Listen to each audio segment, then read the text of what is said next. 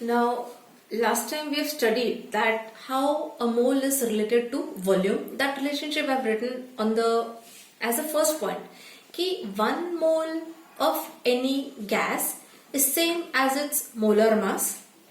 That gas will contain number of particles or number of molecules as 6.022 into 10 raised to 23, and the same gas will occupy a volume of 22.4 dm cube. From this relationship, we get a formula that number of moles of gas can be calculated as volume of the gas at STP upon its molar volume. What is molar volume? Volume occupied by 1 mole of a gas, which is said to be 22.4 liters. So that value is molar volume, that will come down as it is. So whenever I have been given, मला suppose volume एक गॅसची volume दिलेली आहे की 5 litres gas आहे, त्याचे moles किती आहेत, तर मी व्हॉल्यूम मध्ये 5 लिटर सबस्टिट्यूट करणार अपॉन 22.4 म्हणजे मला लगेच मोल्स मिळतील ते गॅसचे. ते प्रॉब्लेम्स करताना we will see. And just like this, as how we have got the formula कि number of moles of gas is equal to volume of gas upon molar volume. Similarly, आपल्याला number of moles of a substance, that is N, number of moles of substance, this is also N. Moles is given by the term small n.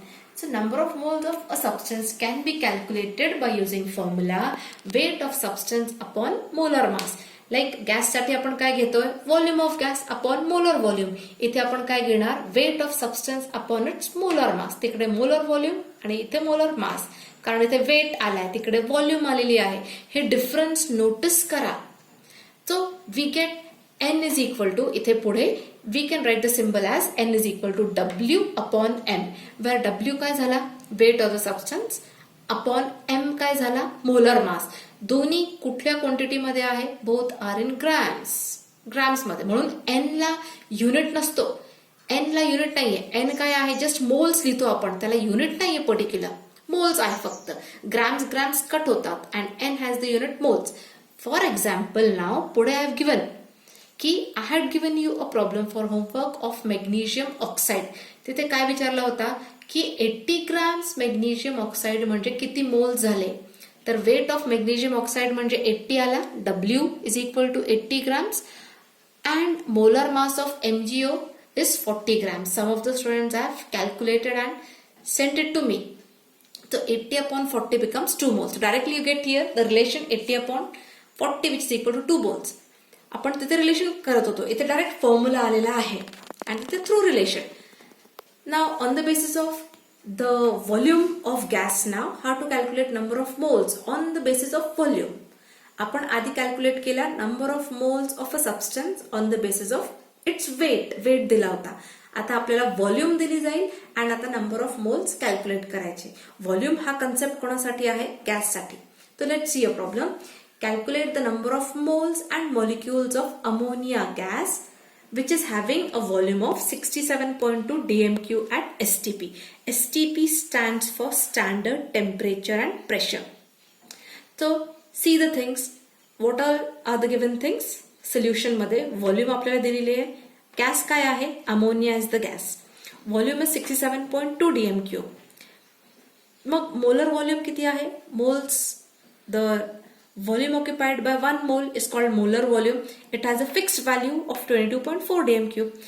So we have seen the formula कि moles, number of moles N for gas can be calculated by using the formula volume of gas upon its molar volume. So volume of gas किती दिली आहे, 67.2 upon molar volume 22.4. The answer here division comes out to be 3 moles. So directly you get the answer. Now on the right hand side, काही म्हणतील आम्हाला हा formula लक्षात नाहीये, आम्हाला नाही वापरायचा हा formula. No problem, don't use it. Relation लावा, को रिलेट करा. आपण स्टडी केलाय की 1 mole of any gas occupies volume of 22.4 dm cube. मग 67.2 dm क्यूब ची गॅस व्हॉल्यूम असेल तर किती मोल्स ऑक्युपाय करणार. सो लेट किती मोल्स आहे ती, let this be X, cross multiply करा, 1 into 67.2 and x into 22.4. So x value comes out to be 67.2 upon 22.4. हाच इथे आहे, जे इथे आहे तोच इथे आहे. इथे फॉर्म्युला वाईज आलाय आणि इथे कोरिलेट करून आलाय. कोरिलेशन मध्ये अंडरस्टँडिंग असते अँड फॉर्म्युलामध्ये जस्ट लर्न करा आणि पुटअप करा. मग कधी कधी फॉर्म्युला फक्त माहिती असेल तरी आपण स्टकअप होतो. म्हणून रिलेशन थ्रू केला तर अंडरस्टँडिंग बिकम्स बेटर. नाव मोल्स कॅल्क्युलेट केले. नाव कॅल्क्युलेट नंबर ऑफ मॉलिक्युल्स. आता नंबर ऑफ मॉलिक्युल्स मध्ये आपल्याला माहिती आहे की 1 mole is carrying how many molecules? Avogadro number of molecules म्हणजे 6.022 into 10 raised to 23 molecules असतात एक मोल सबस्टन्स मध्ये. एक मोल काय असतो? Molar mass of the substance in grams. हा 1 मोल आहे. तेवढ्या वेट मध्ये number of molecules are 6.022 into 10 raised to 23. So number of molecules calculate करायला you generate the formula. We get the formula as moles into 6.022 into 10 raised to 23. So 3 into 6.022 into 10 raised to 23, which comes out to be 18.066 into 10 raised to 23 molecules. Now again, काही जण म्हणतील आम्हाला हा formula लक्षात नाहीये. No problem. Again correlate करा. आपल्याला relation माहिती आहे. Through understanding we know the relation की 1 mole is equal to 1 mole contains these many number of molecules. मग 3 moles will contain how many molecules? So x will be equal to 6.022 into 10 raised to 23 into 3. So same आला. इथे जे आलेला आहे that is only coming here. So the values will be same. इथे फक्त formula मध्ये directly put up केलाय. इथे through relation we have correlated through relation and got the thing. So any way you can do it. कुठलाही method follow करा. Answer will be same and both are valid methods. So one problem for homework again. कि what is the volume occupied by 5 moles and 0.5 moles of CO2 at STP. आता आपल्याला volume find करायची आहे. Volume occupied by 5 moles. मग आपल्याला relation काय माहिती आहे की 1 मोल ऑक्युपाइज व्हॉल्यूम ऑफ 22.4 लिटर्स.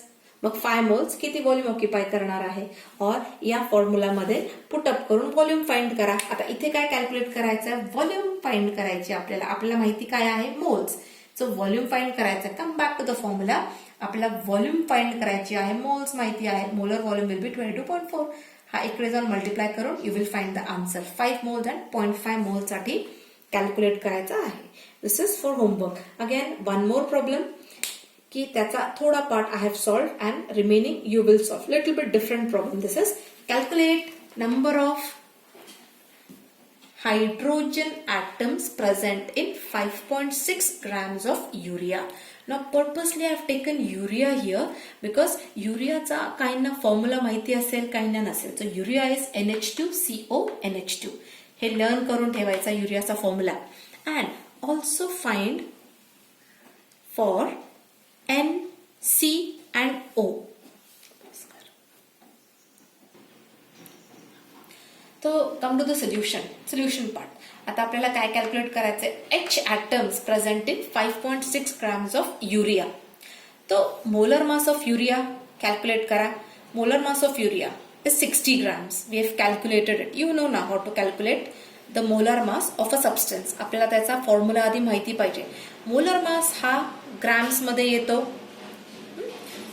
तो 60 ग्रॅम्स. आता आपल्याला ऍटम्स कॅल्क्युलेट करायचे. ऍटम्स कुठे प्रेझेंट आहे? ऍटम्स हे मॉलिक्यूल मध्ये प्रेझेंट आहे.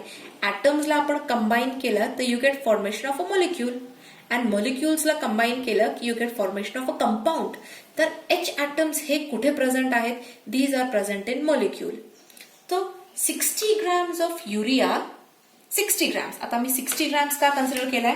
Because this is equal to 1 मोल. आय नो द रिलेशन की 1 mole contains this much molecules, these many molecules. 1 मोल म्हणजे 60 grams आहे. 60 grams of urea is containing these many molecules. मग 5.6 grams of urea will contain how many molecules? So you get X. Again, I'll assume this to be X. Correlate करा, cross multiply. You get X as 5.6 into 6.022 into 10 raised to 23 upon 60. You get the value as 5.6224 into 10 raised to 22 molecules. So 5.6 gram urea मध्ये 60 grams मध्ये एवढे molecules आहेत. 5.6 grams urea मध्ये किती molecules आले युरियाचे? 5.622 into 10 raised to 22 molecules. आता molecules find केले. आपल्याला काय फाइंड करायचं आहे, number of H atoms present. आता हा झाला मॉलिक्यूल. आता फॉर्म्युला प्रमाणे you have seen the formula. According to the formula 1 molecule of urea. आता we have written the formula up also. Again I write down NH2CO NH2. According to the formula मध्ये H चे किती atoms दिसत आहेत? 4 atoms are present. So 1 molecule of urea is containing 4 atoms of hydrogen. Right? So that relation I have written. 1 molecule of urea contains 4 atoms of hydrogen. So 5.66 to 4 into 10 raised to 22 molecules. Molecule ला आणला आपण relation now. These many molecules will contain how many atoms of hydrogen? So आता x assume करून जर मी solve केला तर I'll get the value of x as 1 into x is equal to this value into 4. So if you multiply this value into 4, you will get the answer as 22.4896 into 10 raised to 22. I'll shift the point to left hand side म्हणजे माझी positive power एक increase होते and I get the answer S 2.249 into 10 raised to 23. हे काय केलं आपण, हे rounding up करून टाकलंय. 2.2489 म्हणजे इथे 9 ला आपण राउंडिंग अप करून इथे 1 व्हॅल्यू ऍड केली आहे, प्लस 1 केलाय. So it becomes 249. 2, 4 and 9. Point comes here and power becomes 10 raised to 23. So like this you are supposed to calculate it for nitrogen, carbon and oxygen. I have calculated it for hydrogen. हा तुमचा काम आहे. तो 2 problems again you will send it to me on the group on personal value send. I am making a record की कोणी कोणी कुठला काम मला दाखवलेला आहे. काहींनी सेंड केलेला आहे. Some of them are least bothered. त्यांना बॉदरेशनच नाहीये. They are enjoying the holidays of COVID-19. त्यांना असं वाटतंय की घरी एकदम पिकनिक सारखा वातावरण आहे. They feel like that. But एकदा स्कूल रिओपन झाल्यानंतर when all teachers will be hurrying with the syllabus, that time they will understand. So you watch the videos and send the work of all the subjects in time. So thank you for today.